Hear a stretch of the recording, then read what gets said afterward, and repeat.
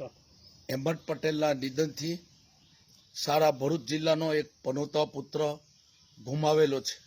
અહેમદ પટેલની ખોટ ક્યારે પણ ભરપાઈ થઈ શકે એમ નથી.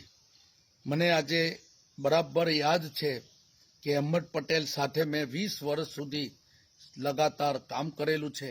અહેમદ પટેલના માર્ગદર્શન હેઠળ મેં રાજકીય શરૂઆત કરી હતી અને ત્યારે અહેમદ પટેલના નિધનથી સમગ્ર ભરૂચ જિલ્લો આજે દુઃખ ને લાગણી વ્યક્ત કરી રહેલા છે.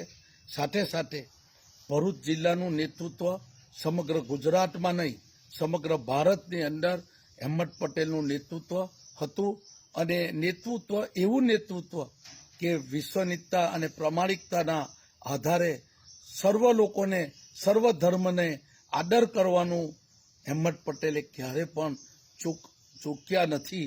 અને અહેમદ પટેલ કોઈ પણ ધર્મના હોય એને પણ એ પોતે આદર કરતા એમને આખી 71 વર્ષ સુધી એમને જાહેર જીવનનો એમને અનુભવ લોકોએ કરેલો છે.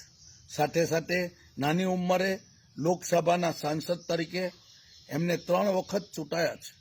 સાથે 5 ટર્મ રાજ્યસભાના સભ્ય તરીકે પણ ચૂંટાયા છે.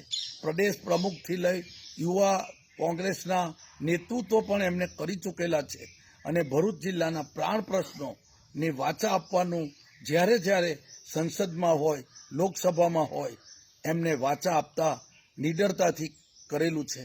અને ભરૂચ જિલ્લાનો આજે રેલવેની જે ટ્રેનો દોડે છે એ ટ્રેનોની અંદર પણ એમનું સ્ટોપ ભરૂચને આપવામાં આવેલું છે.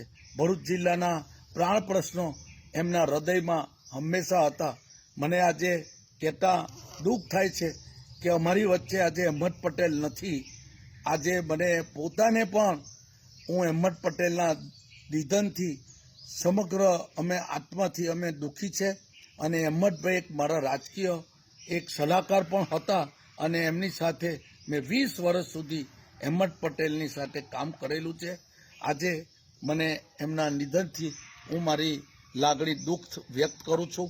એમના ઉપર પડેલી આફત, સર્વ લોકોની ઉપર આવેલી આફતને ભગવાન કુદરત શક્તિ આપે એવી મારી પ્રાર્થના છે.